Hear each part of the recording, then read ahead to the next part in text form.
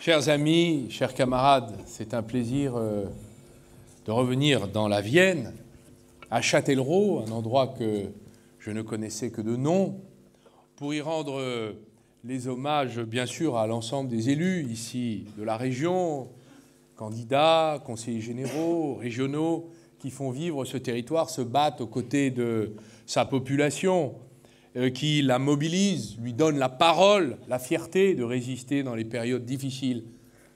Je veux surtout y rendre un hommage appuyé à ces deux femmes qui m'entourent, Édith et Ségolène. L'une fut première ministre et, voyant aujourd'hui la situation de notre industrie, elle, qu'on accusait d'être un peu sourcilleuse sur ces questions, d'avoir des idées, qu'on lui reprochait parfois, pour moi, et je le lui dis ici, elle le sait, je le lui ai déjà confié, a été une pionnière. Et si des dirigeants politiques de cette envergure avaient été davantage écoutés dans les 20 années qui viennent de s'écouler, est-ce que vous pensez sérieusement que nous serions la nation en chute libre sur le plan industriel que nous sommes? Est-ce que nous aurions laissé filer nos savoir-faire, ou maintenant nous nous rongeons les ongles sur nos territoires pour savoir comment nous allons remonter la pente, comment, après cette tempête ininterrompue qui a vu le vent encore souffler plus fort ces 4 ou 3 dernières années avec la crise, les arbres sont tombés, ces entreprises, comment vont-elles repousser? Combien de temps faudra-t-il pour voir à nouveau gerber les arbres? Comment allons-nous faire, là où nous avons perdu, dans la métallurgie, la porcelaine, le textile, dans tous les domaines, des capacités extraordinaires d'innovation, d'invention, de production, de fabrication, d'exportation, une fierté dont nous nous sommes détournés. Il y a eu des visionnaires, merci Édith d'avoir été de ceux-là, merci d'avoir porté au cœur de la gauche ce langage qui aujourd'hui est au cœur du programme de François Hollande et que nous défendons sur les territoires. Je veux rendre aussi hommage à Ségolène Royal, avec qui notre amitié ne s'est jamais démentie. Nos parcours ont peut-être divergé, cela est la vie, mais la fidélité est au rendez-vous. Le respect et l'affection également. Je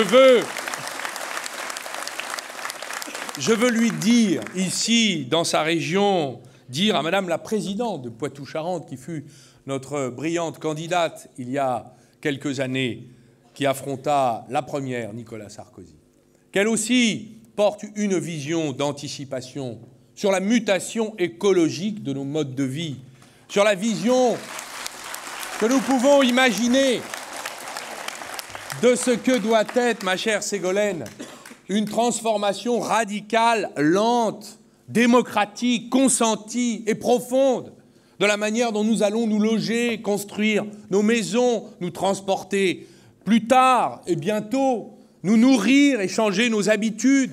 Bref, le monde va changer. Et il y a des dirigeants politiques qui portent ce changement. Ségolène a cette vision et je veux te remercier de mettre ainsi en pratique, sur le terrain, sur le territoire. C'est la politique par la preuve, disais-tu, tu as raison. Où chacun est gagnant-gagnant, disais-tu également. Cela veut dire qu'en effet, la force qui existe dans les profondeurs d'une société qui se réveille, où on se donne la main, où qu'on soit, quelle que soit sa place dans la société, qu'on soit syndicaliste, citoyen ordinaire, élu, magistrat, industriel, où nous aimons nos territoires, nous faisons germer la force d'inventer des processus ensemble. C'est le sens de la coopération. La coopération, c'est un mot qui d'ailleurs est généralement mis en face de la concurrence ou la compétition. Nous avons besoin des deux, l'une pour nous stimuler, l'autre pour nous réconcilier, nous apaiser.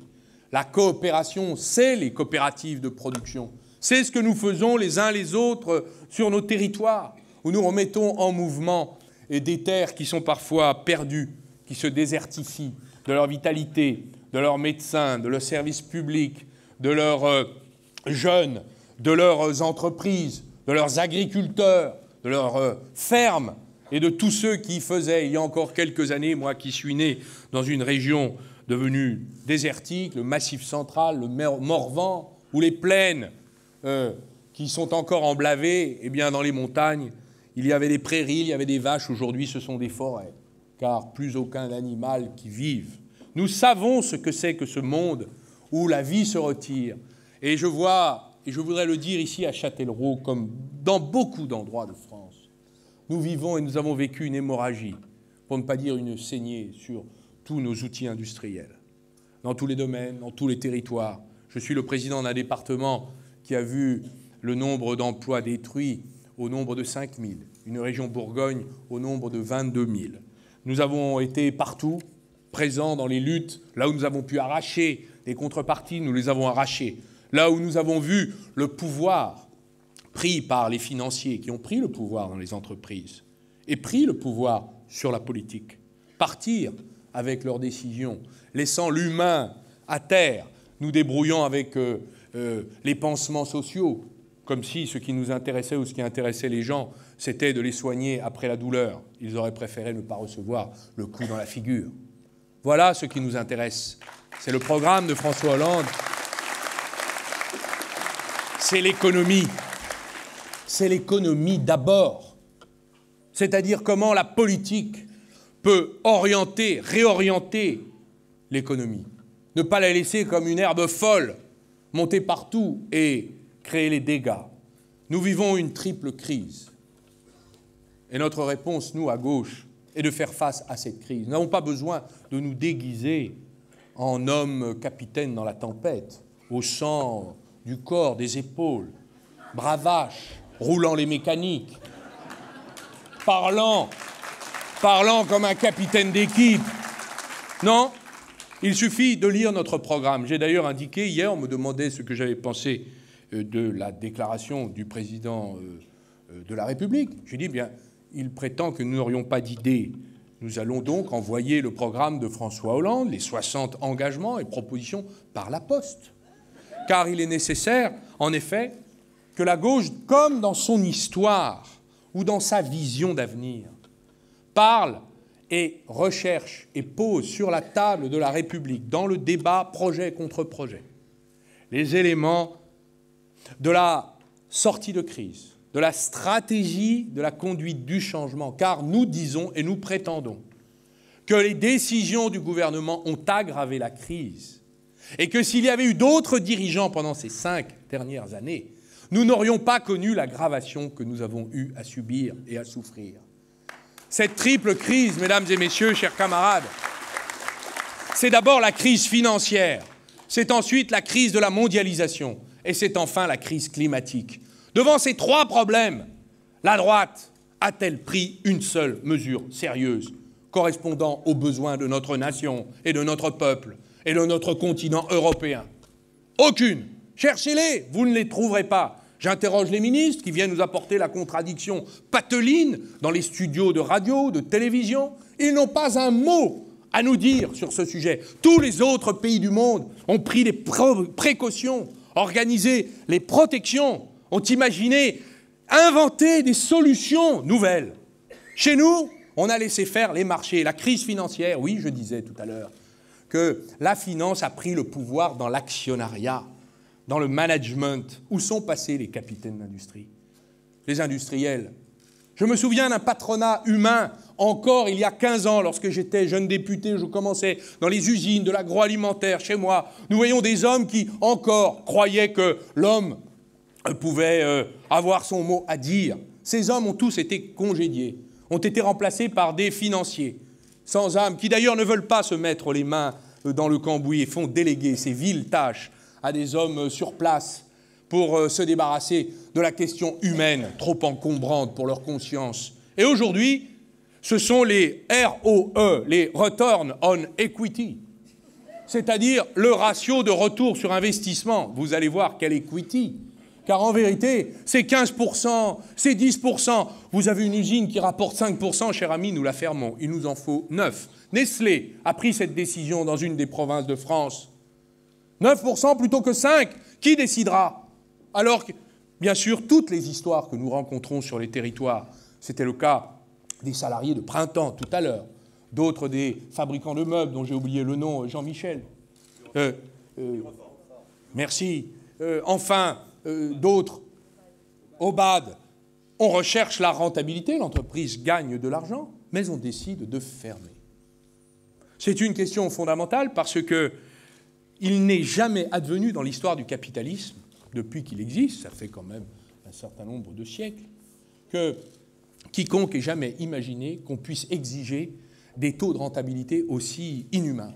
Inhumains parce que lorsque l'entreprise reste, le productivisme a pris possession de l'usine. Les conditions de travail se dégradent. Les suicides sont apparus. Les troubles musculo-squelettiques où des salariés, des ouvriers sont attaqués dans leur chair, dans leur vie, dans leur santé. Et où en plus, lorsqu'ils osent pointer le nez chez le médecin du travail, on leur fait le reproche d'aller se plaindre. Et on invente généralement les maladies somatiques. Vous somatisez certainement. Non, les rythmes sont devenus difficiles. J'ai été dans des usines où, lorsque le député venait, on diminuait le rythme des cadences. Et lorsqu'il avait tourné les talons, on réaugmentait le rythme. Nous avons connu cela.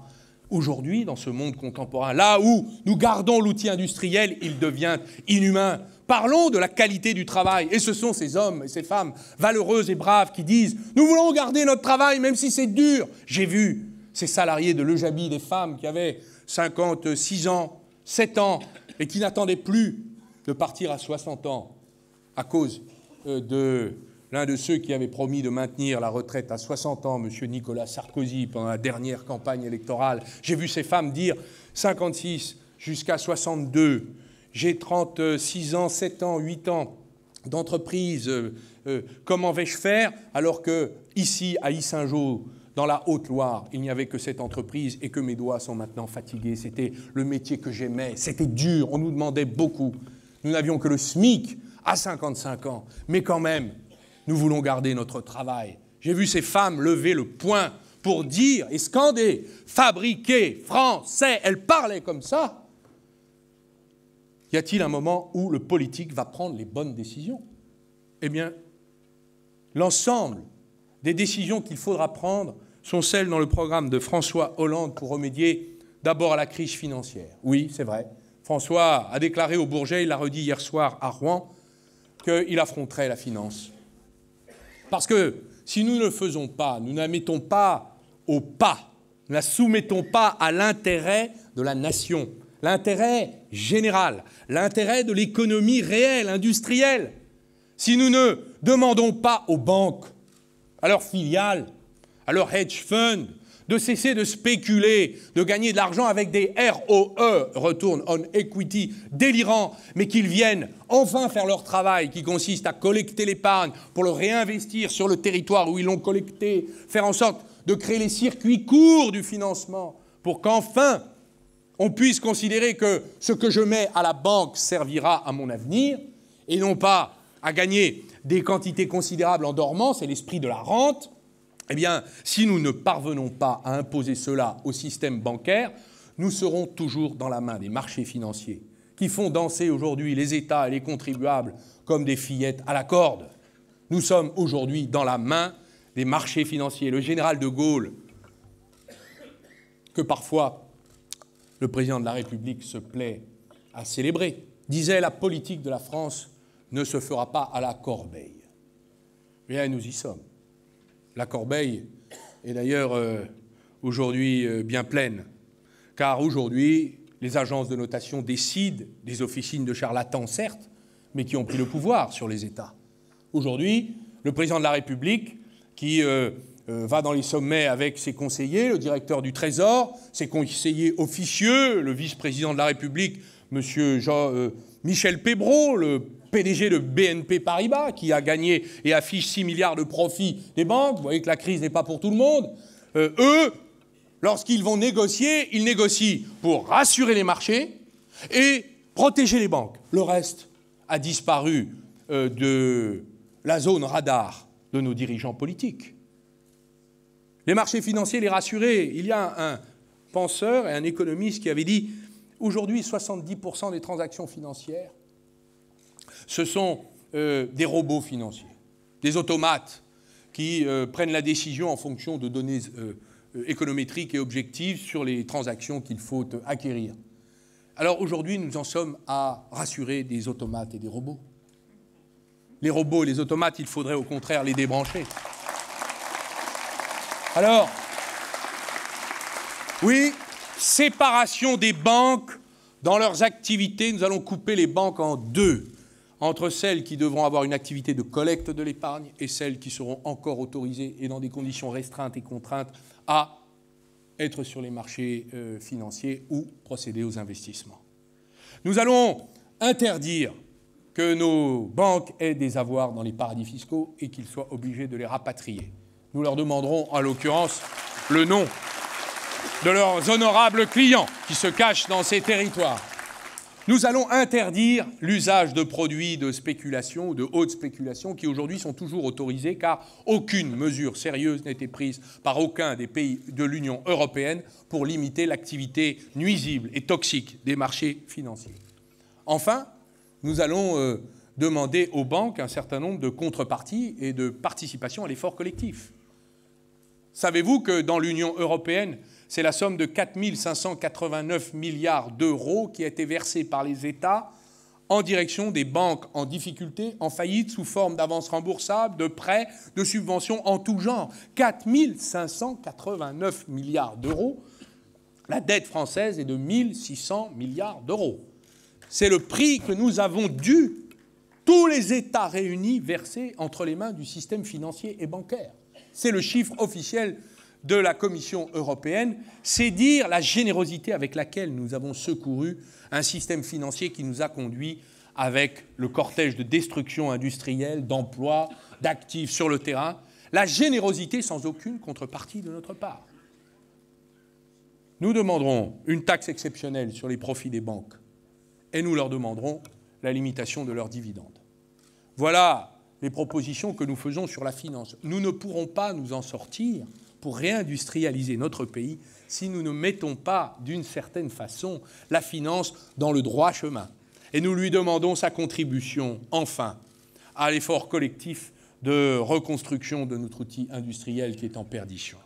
Ce sont là les volets préalables de la réussite de notre entreprise difficile, audacieuse, mais qu'il faudra nécessairement accomplir. Deuxième crise, la crise de la mondialisation.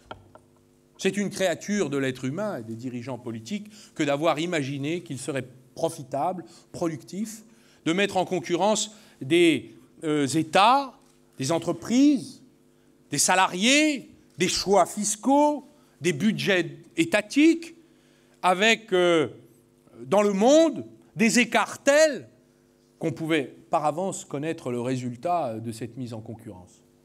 Les ouvriers occidentaux qui ont 2 siècles de lutte sociale à leur actif, une protection sociale accomplie, des niveaux de salaire qu'ils ont conquis pour qu'ils soient décents, des salaires minima, sont en concurrence aujourd'hui avec des pays esclavagistes qui ne salarient pas leur personnel, interdisent toute forme de syndicalisme, font travailler parfois les femmes sans capacité et les enfants, et qui, de surcroît, n'acceptent pas le contrôle international, sans parler de la violation des lois environnementales, de l'atteinte à la sécurité sanitaire des travailleurs comme des consommateurs pour les produits qu'ils fabriquent.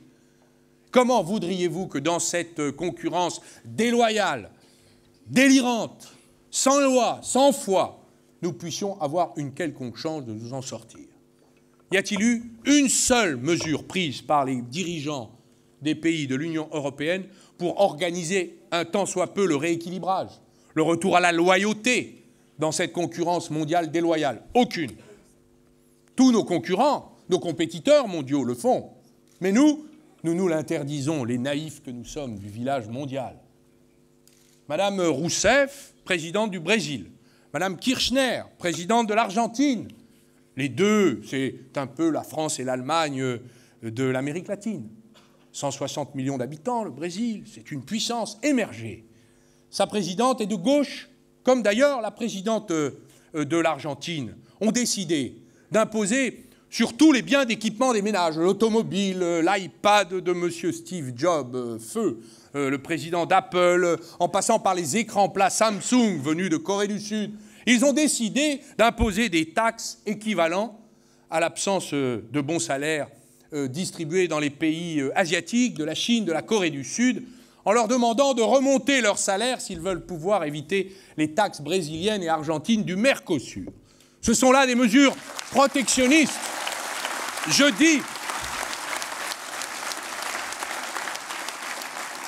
dis là le mot infâme, le mot tabou. Oui, ce sont des mesures protectionnistes, mais dès lors que ceux qui nous font la compétition dans le monde utilisent ce protectionnisme, comment pourrait-il en être autrement que nous ne demandions pas le rééquilibrage?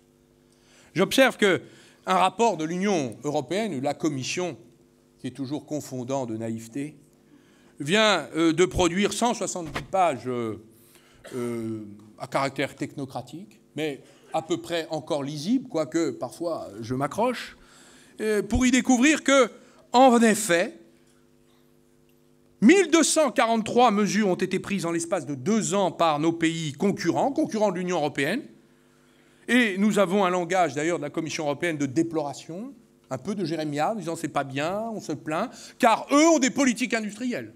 C'est très embêtant. Et nous, que faisons-nous pendant ce temps-là? Notre politique commerciale est une passoire. Les marchés publics chinois sont contrôlés à 100%, les marchés publics américains sont contrôlés à 80%, les marchés publics européens sont contrôlés à 0%. Le président des États-Unis dispose du pouvoir unilatéral, à la tête d'un État le plus puissant du monde, de prendre sans aucune voie de recours une décision unilatérale que nul ne peut contester, ni lui contester, car cela appartient à sa souveraineté quasi personnelle, presque privative, exercée au nom des intérêts suprêmes et supérieurs des États-Unis d'Amérique, d'interdire toute prise de contrôle dans une entreprise à caractère stratégique. Dubaï voulait acheter les ports américains. On a dit à Dubaï, le président a opposé son veto. Les Émiratis sont repartis. Les Chinois ont voulu acheter le pétrole dans le Texas. Il est vrai que c'était l'époque de M. Bush qui avait quelques intérêts. Enfin, les Chinois sont repartis. Le président a dit veto. Chez nous, les Chinois, avec leurs excédents qu'ils ont constitués dans ce déséquilibre de la compétition déloyale, commencent à faire leur shopping dans toutes les entreprises européennes, rachètent une partie des États, le pire. Regardez ce que les ouvriers nous ont dit tout à l'heure à Châtellerault. Les fonds de pension qui n'ont pas de nationalité. Ce sont des faux-nés, ce sont des fonds, des groupes qui prennent le pouvoir par la finance. Et là-dedans, il y a des alliances très opportunes. Bien sûr, la rentabilité est d'abord la loi du genre, mais derrière, il y a des intérêts. Car beaucoup de pays qui sont nos concurrents ont fusionné les intérêts privés et les intérêts publics. L'État et les grands groupes travaillent ensemble. Mais nous, avons-nous les groupes à caractéristiques patriotiques que nous souhaiterions avoir ou que nos concurrents ont su se constituer? Les nôtres, ils vont investir en Chine, on ne leur demande rien, on leur fait des baisses d'impôts, les multinationales sont quasiment exonérées d'impôts, même quand elles sont au CAC 40, les PME sont surchargées d'impôts, ils essorent nos sous-traitants, comme la fonderie du Poitou, ils essorent tout ce qui fait le tissu industriel, délocalisent leurs activités de fabrication qu'ils avaient en commande et données en commande, et nous subissons la loi de la compétition mondiale. On nous dit « nous n'y pouvons rien ». En vérité, nous y pouvons quelque chose si nous le voulons bien.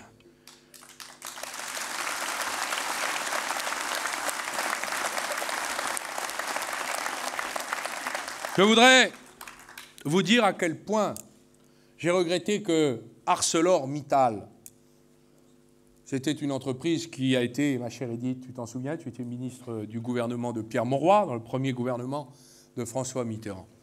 C'est une entreprise qui a été nationalisée, recapitalisée par les contribuables. C'était une entreprise européenne, une force commune que nous nous étions mise entre nos mains. Cette entreprise, un gouvernement de droite auquel appartenait M. Sarkozy l'a laissé partir entre les mains de gens d'ailleurs fort honorables. J'ai moi-même des usines Mittal Arcelor dans mon département, mais dont les centres de décision, les préoccupations personnelles, économiques, sont ailleurs et hors du continent européen. Les décisions qu'ils prennent, c'est d'abord de choisir les sites qu'ils vont fermer lorsqu'il y a une diminution de la consommation de l'acier dans le monde, comme tel fut le cas ces 3 dernières années. Ou croyez-vous qu'ils choisissent leur choix de destruction? Je ne dirais pas en Saône-et-Loire, on nous en a préservé, mais en France, oui, Gandrange, Florange. J'ai regretté que Péchinet, que la Commission européenne a interdit de racheter Alcan, a été acheté par Alcan. Voilà la preuve de la naïveté grossière dont nous sommes nous-mêmes les victimes par notre propre faute. D'une Europe qui ne fait pas son travail, qui défend des intérêts dogmatiques, idéologiques, et qui interdit à une grande entreprise comme Péchinet de se défendre. Résultat, allez sur le plateau de Lannemezan, où Péchinet fabriquait l'aluminium pour les ailes d'avion de ADS et d'Airbus. Eh bien maintenant, c'est Rio Tinto, une grande multinationale nord-américaine, qui contrôle notre aluminium. Et, je vous le dis, les brevets, les laboratoires, les cadres, eux sont tous partis, et les ouvriers sont restés à Pôle emploi. Voilà la situation que nous rencontrons partout. Nous n'avons pas voulu pratiquer le patriotisme économique en prenant des décisions qui, en effet, allaient contre les décisions de la Commission européenne. Nous en payons maintenant le prix amer, coûteux, difficile. Bien sûr, lorsque nous avons mis 3 milliards dans Renault, est-ce que c'était trop demandé à M.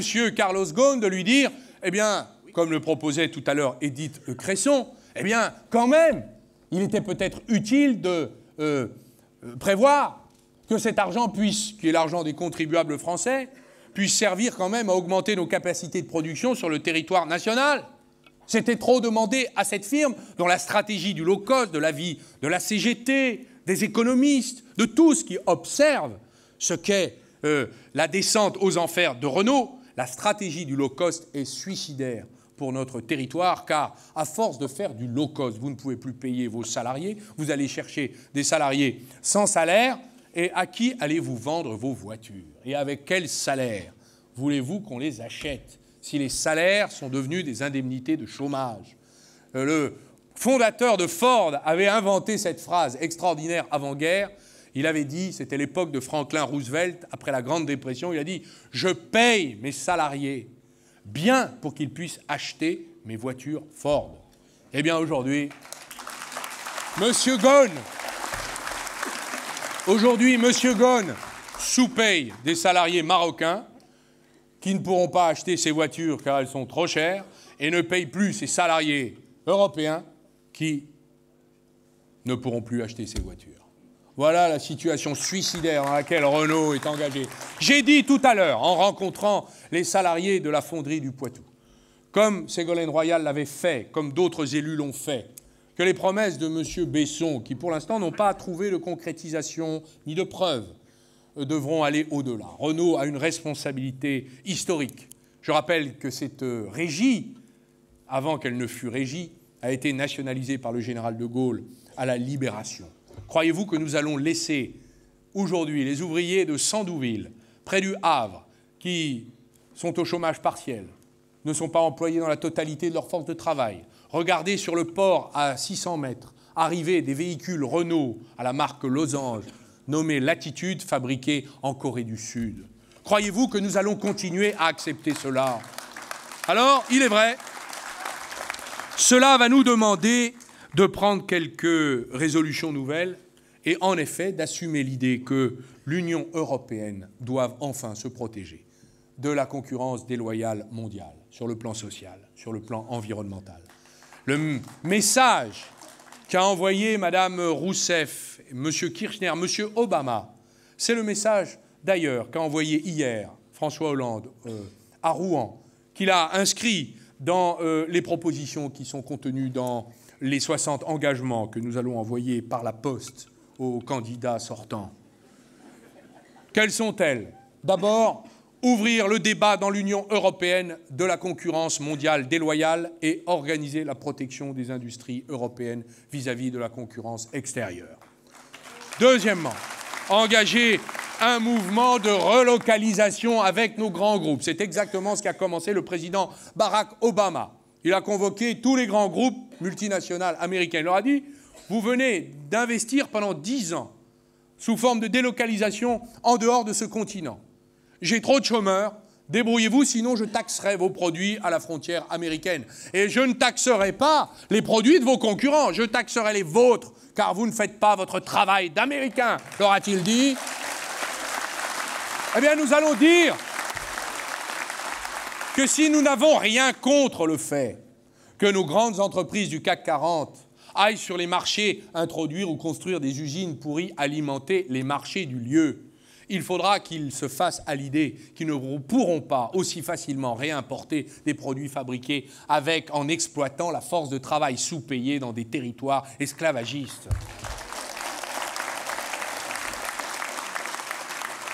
C'est la raison pour laquelle nous utiliserons tous les moyens en notre possession. C'est dans le programme. Je crois que c'est la mesure numéro 3, dans le paragraphe des 60 engagements de François Hollande. Ce mouvement de relocalisation nous permettra de passer un contrat avec toutes les entreprises qui décideront de relocaliser sur le territoire national. C'est là des engagements audacieux, nouveaux. Il faudra affronter, bien sûr, M. Alain Minc, bien sûr, M. Alain Duhamel, bien sûr, et tous les Alains de la création que Sarkozy nous enverra. Mais il faudra... Non, c'était une petite détente. Mais c'est une petite détente temporaire. Mais il faudra surtout que nous comprenions à quel point les aides publiques qui ont été données sous forme d'exonération de cotisations sociales aux entreprises devront être restituées. Il faudra aussi, c'est dans les projets de François Hollande, il faudra aussi réarmer les salariés. Je veux leur rendre un hommage particulier ce soir, ici à Châtellerault, lieu des luttes qui n'ont pas encore obtenu toutes les satisfactions qu'ils pouvaient espérer. Aujourd'hui, ils n'ont que les tribunaux. Les pouvoirs publics sont aux abonnés absents. Les préfets s'en lavent les mains. Les grands groupes ne répondent pas au téléphone. Les procureurs sont occupés ailleurs. Finalement, à quoi sert donc l'État si ce n'est à laisser choir non seulement les outils industriels, mais des hommes et des femmes qui perdent leur emploi alors qu'ils savent que leur entreprise est viable. Ils sont tous utilisés, peu ou prou, d'une manière ou d'une autre, les tribunaux. Ils ont plaidé leur cause, trouvé des avocats ingénieux qui sont allés défendre, et certains ont obtenu des résultats. Il a été décidé il y a peu, dans un arrêt célèbre pour les spécialistes, syndicalistes, même ceux qui ont quelques pratiques dans l'investissement ont regardé cette chose de près, que des licenciements pouvaient être suspendus avant s'il était démontré que l'entreprise était rentable et qu'il n'y avait aucune justification de la cause économique du licenciement. Suspendu avant, c'est ça le grand bénéfice de cette jurisprudence. C'est que, enfin, les tribunaux sont en train de se réveiller. Ils sont en train de passer à gauche. Le législateur devra leur donner un petit coup de pouce. Tout à l'heure, Ségolène évoquait la question des marques. Toucher un groupe à la marque, c'est toucher finalement l'actionnaire au portefeuille. Ils prennent les marques et ils s'en vont. Ils prennent les brevets et ils s'en vont. Et je peux vous dire que dans le dossier Samsonite, c'est une affaire qui s'est déroulée dans la Somme, les salariés, la CGT, très puissante dans cette entreprise, a obtenu la saisie conservatoire de la marque Samsonite France pour obtenir des garanties que la fraude au licenciement et la destruction de l'outil de travail ne serait pas impunie. Évidemment, l'action à New York a commencé à frémir. Ils ont vu que la marque Samsonite, c'était dans le Financial Times, une information importante, et les investisseurs se sont questionnés sur ce qui se passait en France. On leur a dit, ce n'est qu'une saisie conservatoire, ne vous inquiétez pas. Je propose, et il faudra aller certainement pour réarmer les salariés pour qu'ils puissent se défendre lorsqu'ils sont les victimes de banqueroutes frauduleuses, de fraude, de manœuvres, de dissimulation, d'opacité, lorsqu'ils ont en face d'eux non pas des capitaines d'industrie, des industriels honnêtes, des chefs d'entreprise qui méritent le nom de chef, qu'ils ont au contraire des financiers véreux qui sont là pour récupérer les actifs les plus profitables, pour se débarrasser du reste. Il faudra les réarmer et le législateur pourra aller, comme le proposait Ségolène Royal, jusqu'à donner le pouvoir de prendre la marque. Je puis vous dire que les salariés de Fralib à Gémenos, dans les Bouches-du-Rhône, qui ont vu leur marque T-Éléphant, qui est une marque exclusivement distribuée sur le territoire français, où ils fabriquaient les arômes dans une espèce d'énorme chaudière avec une fierté depuis 70 ans. C'était un savoir-faire extraordinaire que ces hommes et ces femmes m'ont montré. Eh bien, ils ont demandé qu'on puisse récupérer la marque pour qu'ils puissent créer les conditions d'une coopérative. Savez-vous qu'en Argentine, dans les grands moments de la crise, lorsque l'économie s'effondrait. Le pays était en faillite. Les dévaluations se succédaient. Plus rien ne valait rien. Une économie de troc s'installait. Les entreprises chutaient, elles ne trouvaient plus de clients. L'inflation battait des records. On allait, comme dans une certaine Allemagne d'avant-guerre, acheter des paquets de cigarettes avec des brouettes de billets qui ne valaient plus rien. Les Argentins ont inventé, le législateur, c'était M. Kirchner, le mari de Madame la présidente Kirchner, actuelle présidente de l'Argentine, ont imaginé de créer par la loi des entreprises récupérées. Le législateur a autorisé, lorsque l'actionnariat ne faisait plus son travail, que l'entreprise qui était capable de produire, de vendre, de récupérer. Aujourd'hui, ce sont des coopératives qui se sont organisées, qui ont repris des entreprises lorsqu'il y avait défaillance patriotique de l'actionnaire. Et aujourd'hui, qui sont les plus grands patriotes des entreprises? Ce sont les ouvriers, ce sont les cadres, les ingénieurs, les petits patrons, ceux qui travaillent tous les jours avec leurs contrats. Ce ne sont pas les actionnaires. Il faudra imaginer des solutions de secours, des solutions nouvelles pour, en temps de crise, défendre nos intérêts, notre industrie, notre puissance perdue qu'il faut reconstruire et reconstituer. La crise de la mondialisation nécessite d'avoir des dirigeants à la hauteur. Vous les avez dans le programme de François Hollande. Il y a les propositions, il y a la volonté, il y a l'audace, il y a le souffle, il y a l'imagination, l'invention et il y a l'expérience sur les territoires.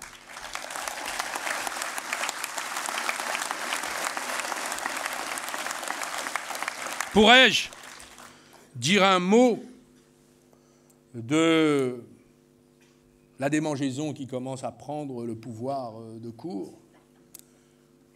François Hollande m'a envoyé à l'usine Le Jaby à Yssingeaux, je vous en disais un mot tout à l'heure. C'était dans la circonscription d'un ministre, M. Laurent Wauquiez. Son bureau est à exactement 870 mètres de l'usine Le Jaby. Lorsque je me suis présenté, où ces femmes scandaient « fabriqué français », avaient accroché un soutien-gorge tricolore, symbolisant certainement la générosité de Marianne, ces femmes m'avaient dit « Notre député n'est jamais venu nous voir. Le tribunal de commerce a décidé de nous liquider. Personne n'est venu nous voir. Vous êtes le premier à venir nous voir. » Un ministre qui a son bureau à 850 mètres, qui se désintéresse des ouvrières et qui, soudain, sur un coup de téléphone, amène un maroquinier mondialement connu pour y apporter, comme par l'esprit de la Sainte Vierge, la solution que ces femmes désespéraient un jour de trouver. Il y a là comme une sorte de magie qu'il faudrait partout recommencer, n'est-ce pas? Donc c'est pourquoi j'ai décidé d'aller partout, à la fonderie du Poitou,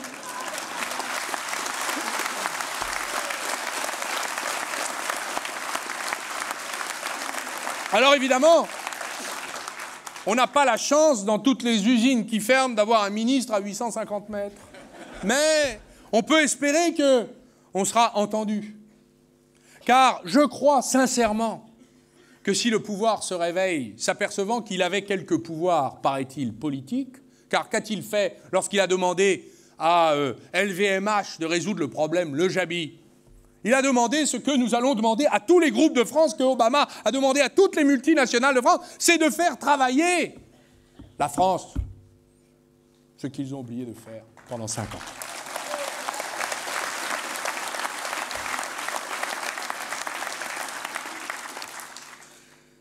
Je me suis demandé aussi hier, finalement, quel était le sens de la candidature qui nous était présentée.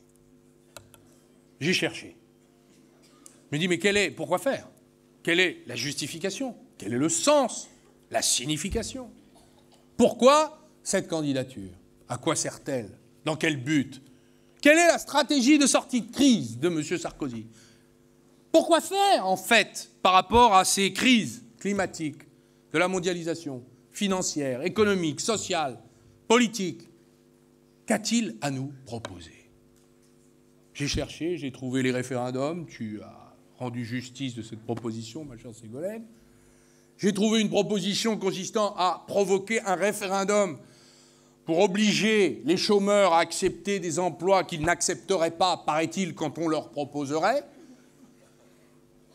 J'ai surtout noté que dans les statistiques du ministère de l'Emploi, il n'y a pas d'emploi à proposer aux chômeurs qu'ils pourraient refuser.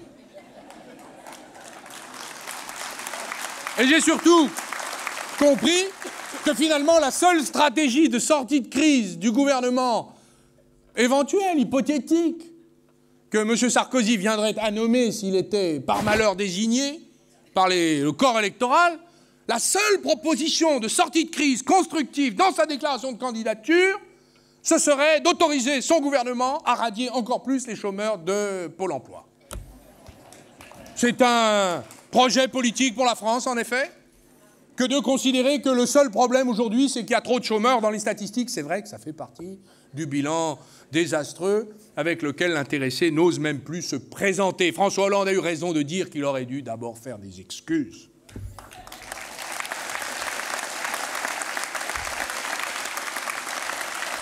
Chers amis, chers camarades, comment voyons-nous notre projet politique? Qu'est-ce que nous voulons faire, nous, quant à nous? En vérité, lutter contre la finance, imaginer les solutions écologiques de demain, faire muter nos modes de vie, imaginer une protection pour réindustrialiser. Certains économistes disent que cela nous coûtera 30 à 40 milliards chaque année. Il faudra trouver cet argent dans le secteur public comme dans le secteur privé. Cet argent, il faudra le demander une partie aux contribuables, mais surtout faire payer ou faire investir ceux qui aujourd'hui désertent le territoire national. Ce sera un effort sans précédent qui ressemblera aux années de la reconstruction, où les Français se sont unis, se sont donné la main pour réussir cet audacieux enjeu. Et en vérité, pour réussir cela, contrôler la finance, réindustrialiser, se protéger, qu'est-ce que nous sommes en train de faire? Nous sommes en train d'accomplir, ou d'essayer d'accomplir, la troisième révolution industrielle. Qu'est-ce qu'une révolution industrielle? C'est une alliance entre un système de communication et un type d'énergie. Le chemin de fer et le charbon. Le pétrole et l'automobile. Et là, ce seront les énergies renouvelables et les technologies issues d'Internet en réseau. Si nous investissons dans la société numérique, dans les énergies renouvelables, nous nous libérons de la dépendance du pétrole, du nucléaire, que nous arrivons à construire notre indépendance, en dehors du fait que nous restaurerons une bonne part de notre souveraineté, réaliserons beaucoup d'économies et beaucoup que nous n'aurons pas à emprunter. Nous aurons certainement les moyens, le vivier, l'écosystème, le bouillon de culture pour créer les technologies de demain, les produits de demain et faire vivre dans notre pays les millions d'emplois qui s'y rattachent. Pourquoi François Hollande propose-t-il un programme d'1 million de logements en rénovation thermique? Précisément pour investir dans la mutation écologique de nos modes de vie et donc précisément d'engager ce processus de révolution industrielle. Pourquoi faudra-t-il demander aux compagnies qui fabriquent des automobiles d'accélérer leur processus de création des véhicules électriques? Précisément parce qu'il va falloir se libérer du pétrole et engager cette révolution industrielle. L'un de ceux qui l'a théorisé, ils sont deux. Il y a d'abord le Premier ministre coréen du Sud, qui a investi 80 milliards dans ses excédents, pendant que nous avons de la dette, que nous passons notre temps à rembourser les dettes du passé et du sarkozysme. Eux accumulent les excédents et investissent dans cette révolution industrielle qui pourrait, si nous ne nous mobilisons pas, nous passer sous le nez. Investit 80 milliards dans la croissance verte, c'est-à-dire le double de exactement ce que, le triple presque de ce que le grand emprunt a essayé de faire, et il y a maintenant 3 ans. Donc vous imaginez les sommes qui sont en train de s'investir dans la zone asiatique de la planète. Et le Premier ministre coréen a déclaré, bientôt, les technologies, les produits seront tous dans le monde coréen parce que nous aurons inventé la vie du siècle suivant. Il parlait de notre siècle. Ce n'est pas pour le prochain. La vérité est donc que dans la bataille pour la domination ou la survie, la guerre économique fait rage. Le moment est venu de prendre les décisions qui s'imposent. Certains nous disent « Oui, mais enfin, ces dettes, il faut les payer ». Nous avons fait des propositions avec le Parti socialiste allemand de mutualisation de la dette, de monétisation de la dette. Toutes les banques centrales disent, et d'ailleurs la banque américaine en premier lieu, disent qu'on ne pourra pas payer ces dettes accumulées pour sauver le système bancaire. Et aujourd'hui, nous en sommes à accuser les États d'être les responsables de la crise.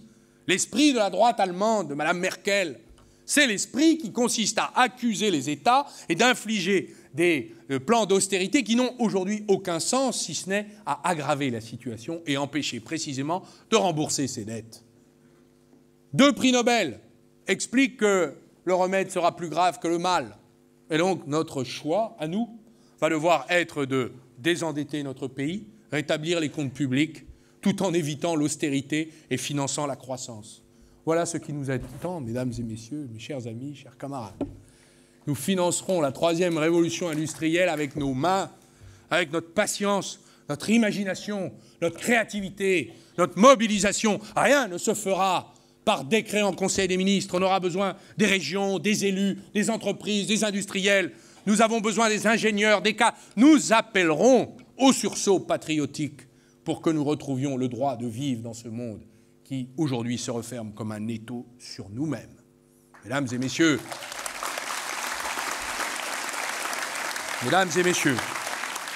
chers amis, la gauche a toujours été appelée dans les périodes de l'histoire pour sauver la France.